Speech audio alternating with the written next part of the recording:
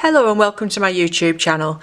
In this video I'm going to be drawing and painting these two flowers, and we're going to be doing them in quite a simple way. So the reason I've chosen these two is because they're very much overlooked and classed as weeds, and we're kind of conditioned to look at things as weeds from a very young age, and then we sort of set our minds against them a little bit, I feel. So the reason this one is classed as a weed obviously is because it's a dandelion, and as we know they seed really freely, and in a field full of grass where you need the grass for the cattle and the sheep, they take up a little bit of room with their leaves, so obviously we don't want them there. So, you know, they're classed as a weed, like I said, from a very early age, so we kind of overlook them for something that we might want to paint or draw. And the other one is the Spanish bluebell. Because we want to let the English bluebells have the space, and they're very pretty and nodding are the English bluebells, and they're all out now flowering. The Spanish one is a little bit invasive and kind of pushes them out of the way if they're planted nearby. But of course they don't need to be planted nearby, and if they're in the confines of your garden there's absolutely nothing wrong with them.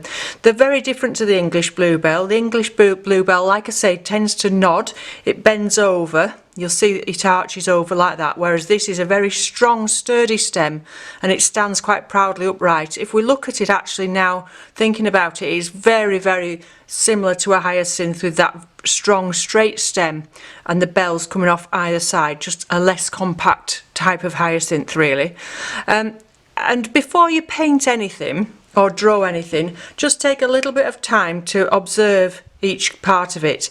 So look at each flower of this, look at the shapes of these insides, how many little bits of whatever these are called, where the pollen is, how many of those there are in each one, and they're all the same actually, how many petals are on each one, and the shapes of the petals on here.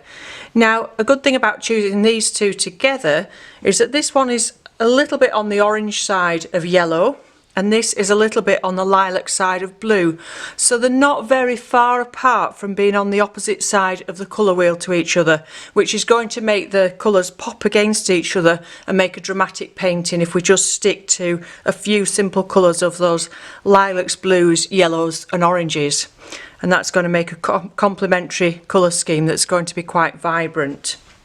So we'll go ahead now and start the drawing. The paper I'm using today is a not pressed, which also means not hot pressed, and it's £140 in weight, and it's 12" by 9", and that's a Bockingford block. So with it being a block, it's gummed all the way around. I don't need to tape that down or anything. And to begin with, I'm going to put a margin all the way around. Now, and for the sake of being easy, I tend to just use the width of my ruler for a margin. When you have a margin, it does two things. It helps you when you come to framing your work, that you've not painted right up to the edge of your paper, but also you can test your colours in the margin if you want to. So it's always a good idea. Whoops, I've gone a bit wobbly at the edge there, can you see? Let's do that line again. There we go. Okay, so to begin with, what I wanted really to do was to fill this area. I didn't want some little flowers in the centre. I wanted it to be dramatic, like we said about those colour combinations, to fill this whole area with colour, with very bright colour. So we want to make them outsized. Now if we look at the dandelion, it's going to fit into a circle. So that's the first thing you want to do, is to make a nice big circle.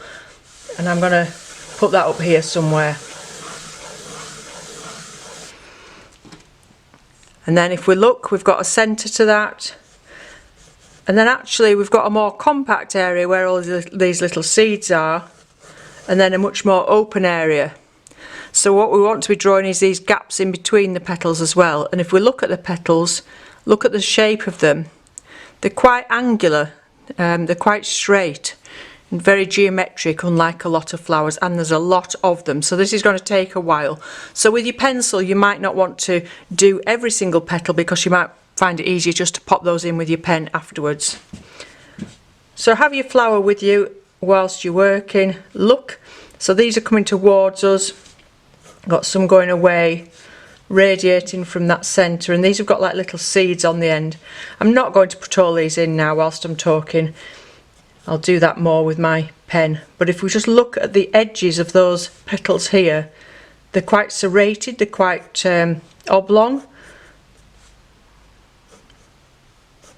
So we'll go all the way around putting those in and putting some coming towards us as well.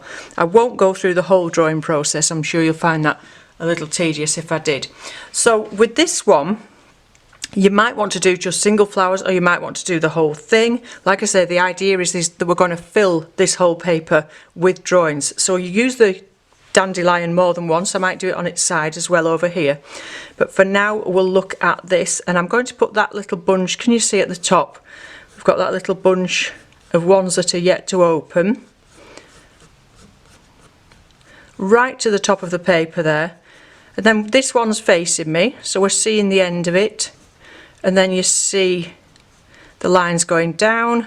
We can pop the stem in there. We've got this one here, so that's going to fit into this kind of shape with the petals. Got the stamens coming out. And then your petals are going to fit into there. And then we've got some behind that we're just seeing the edge of. So really look and take your time. And these little bits here as well.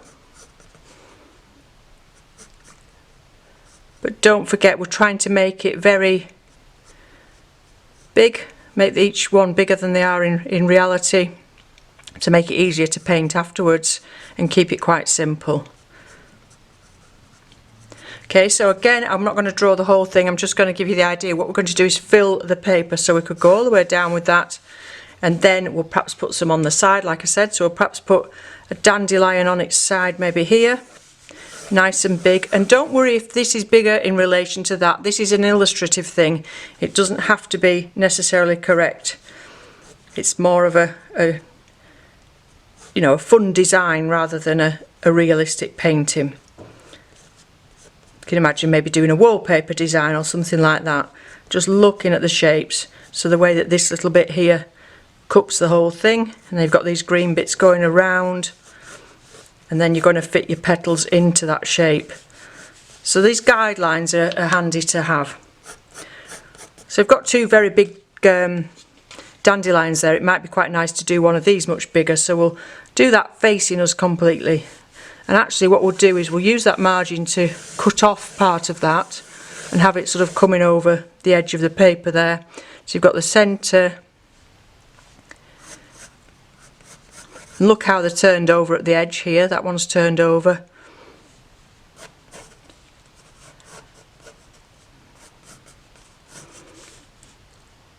And then these are obviously going to be going off the margin there. So what have we got? We've got 6 petals, haven't we? 1, 2, 3, 4, 5, 6. We should have fit that last one in there. Okay. And then if we look, they've got these central lines. Like I said, they've got some edges that are kind of curling over, make them a little bit more interesting as we go along with your pen. Okay, so I'll carry on now and fill this page in, and then come back and put some ink over the top of it before rubbing out those guidelines. And then I'll come back and chat about it when we come to put the colour on.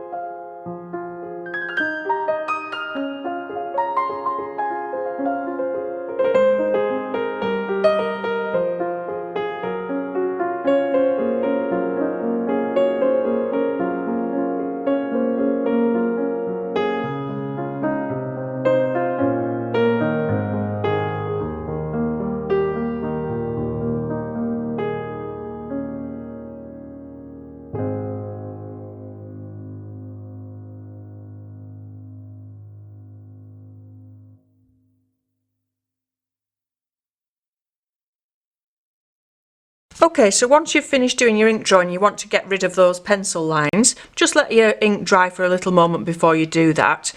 You'll see that it's perhaps not as illustrative as I first intended setting off to do. I was going to make it a little bit more stylised than this, but I had the radio on and there was some music on, and I tended to sort of relax and do quite a lazy drawing, which actually suits flowers, especially these that are, you know, growing sort of haphazardly amongst the grass and things. So I've ended up with a bit more airy-fairy, if that makes sense, than I was intending. I thought it was going to be a bit more solid, but that's absolutely fine.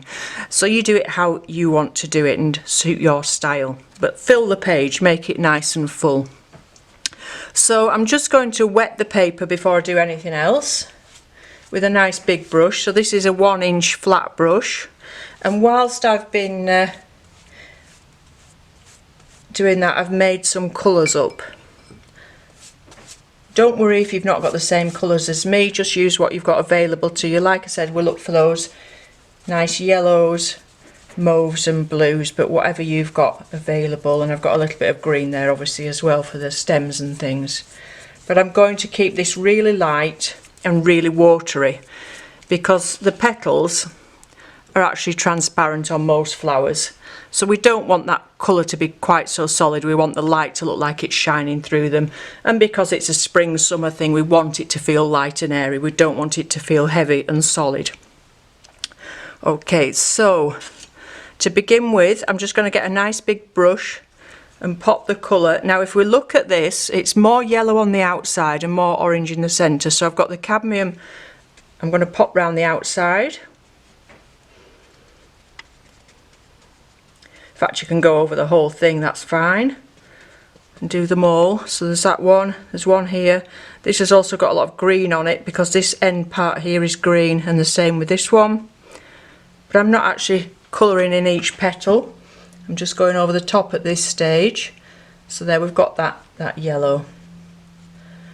Now if we get the gamboge, so that was cadmium yellow, this is new gamboge, a little bit more orangey, and we can pop that and just let it blend in.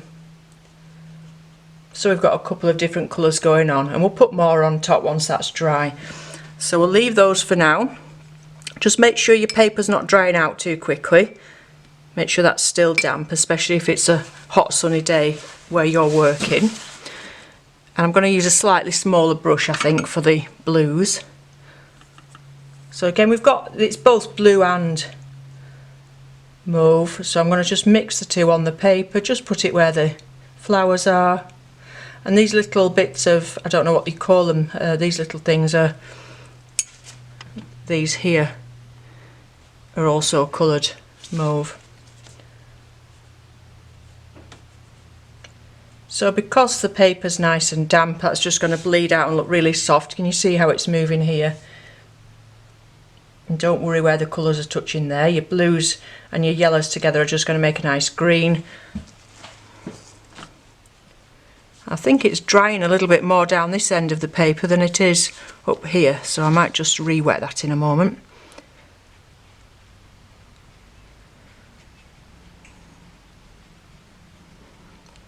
So rather than actually painting, we're just sort of putting the paint on, if that makes sense. We're just dabbing it onto the paper and letting it move. So here, where it's drying out a bit, I'm just going to damp the edges there.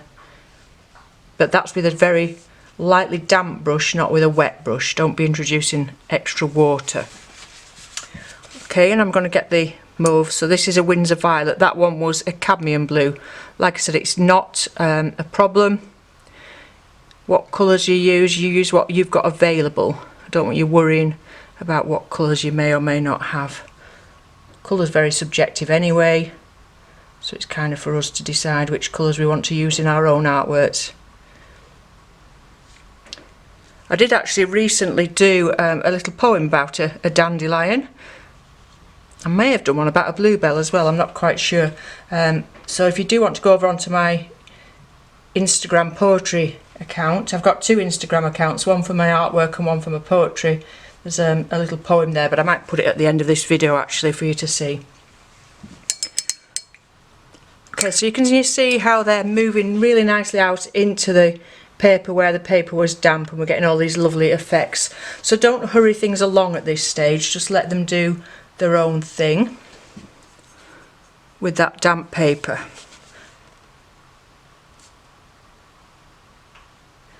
And with these stems you can paint a little bit more. So we've got a bit of a mixture going on between soft edges and hard edges. So here you've got some really soft edges where the paint's mixing together, and then here you've got a hard edge. And what that gives you inside your painting is some contrast, which is in any artwork, it's important to get contrast. So we've got contrast in the colours because, like I said earlier, they're more or less on the opposite side of the colour wheel with some oranges, yellows, mauves and blues. But then we've also got contrast in line between hard and soft lines. You'll see I've missed colouring that one in there.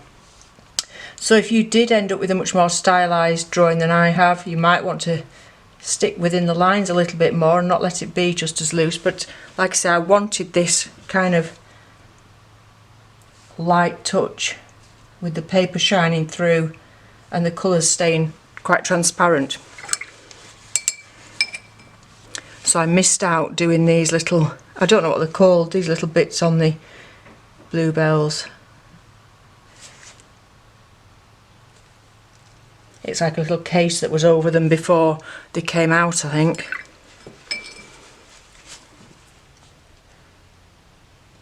So at this stage we could leave it to dry, or we could think maybe of putting some colour in the background. I don't think I'm going to put any colour in the background. I think I'm going to leave it as it is. I might just soften one or two edges, but I don't think it really needs a background colour as such. You might want to do it green, you might want to do it as if there's more leaves behind there or more flowers, but I think I'm gonna quite like all that white of the paper showing through. So I'm going to leave it to completely dry, and then I'm going to come back and do some more detail on top. Now that's completely dry, and for those of you that are new to watercolour, you'll notice just how much lighter this looks. Watercolours tend to dry about 50% lighter than when you put them on. So if you want your colours to be stronger, you need to use more pigment in the first place. So they will dry lighter than you put them on, so that you're always thinking ahead, thinking of what they're going to look like once they're dry. Okay, so again with my smaller brush, this is a size 6 and it's a round one with a nice point on. I've got the same colours and I'm just going to work on top of those dry colours. So we don't want to be scrubbing at the paper at this stage, we want to be very delicately putting that on top. So again, if we look at it, it's much more orangey in the centre. I might even introduce another colour, but I'm not sure. And I'm not going to look at going in between all those lines, I'm just going to add some extra on top. And by leaving the gaps, it gives us that feeling of it being very open and fluffy, and that amount of petals, because there's just an enormous amount of petals. You'd be very difficult, should I say, to actually do every single petal looking at it as it was. It would take you a very long time. But of course, if that's your style and you've got that patience that I don't possess, then you could do that. There's nothing to stop you. It'd be a good full day's project, or longer even.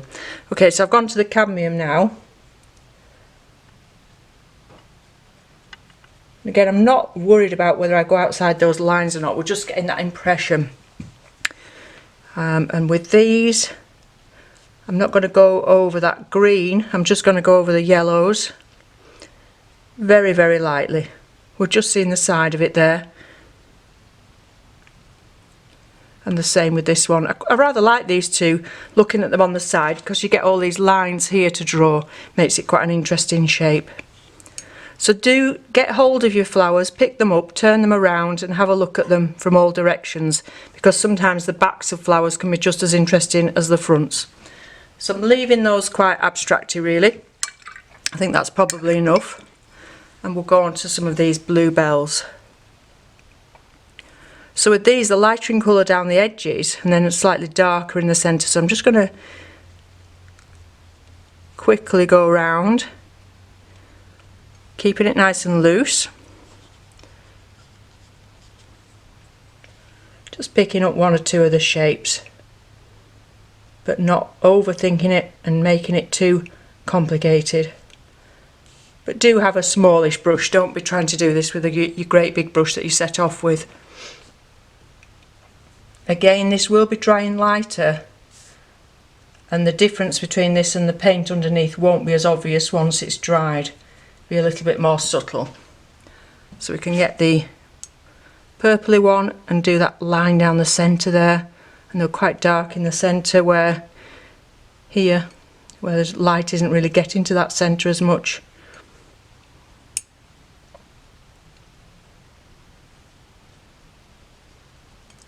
And just allow those colours to mix on the paper.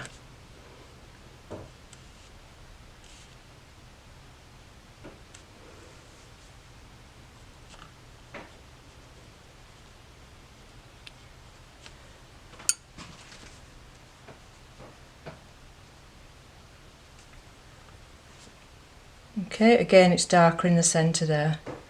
And again, if you wanted to, you could spend much more time doing a much more polished piece, but I think this style suits these type of flowers.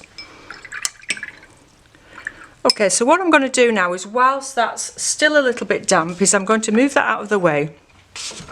I'm going to get my tin of paints, and just in one or two areas, so this was the Windsor Violet, where it's the darkest, just to give a little bit of extra shape, I'm just going to pop a tiny bit in, and I'm not going to overdo it, and I'm only going to do this where it's still nice and wet. Just in one or two places.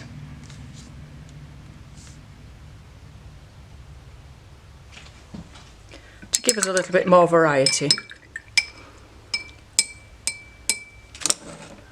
And then we'll do the same with the yellow, actually with the gamboge. I'm just wondering whether we should, like I say, whether we should put some, oh, that gamboge is looking quite nice actually. I was going to say we'll put some extra orange in, but the gamboge is looking quite orangey there, isn't it, now that we've put it on a bit stronger. I think that's a little bit dry, started to dry out, so what I'll do, I'll get a damp brush, so you don't want a dripping wet brush, and I'll just very gently soften some of that colour. That's better. So we've got that orange in the centre there. Don't think we necessarily need too much here on these, but we could just put a little bit of a hint there. Okay, and I'm going to call it a day at that. Like I say, if you wanted to do a background, you could. If you wanted to go into much more detail, you could. But that's entirely up to you. I just wanted to give you an idea of something that you could do. Fill your page. Like I say, it could be a wallpaper design or something like that, a fabric design. Completely fill the page. Go over the margin here and there as well. Perhaps I should have done more of that. And think about those contrasting things, the contrasting colours and the contrast in your lines. So you've got some hard edge lines with the ink drawing and then very soft lines with the paint, and that makes it much more interesting to introduce those contrasts into your work. Okay, so I hope you've enjoyed that. I hope you've learnt something from it and that you can go away and enjoy doing your own flower paintings. If there's anything you want to ask, please do ask in the comments below and I'll get back to you as soon as possible. If you're new to watercolour and you'd like to see some more ink and watercolour tutorials, I've got plenty here on YouTube if you go over to my channel and have a look for those, and I've also got some on Skillshare, and I will link that in the description below as well, which are much more full length in detail courses over there. Okay, and like I say, I will put that poem at the end for you to read about the dandelion, which although it's called, sorry, I'm just going to get it there, it's stuck under my palette. So although we're conditioned to see it as a weed, it's very pretty and cheerful, isn't it? Just looking like the sun, which we're all ready for at the moment. Okay, so thank you very much for watching. Enjoy your painting and drawing, and I'll be back again with you soon. Bye for now.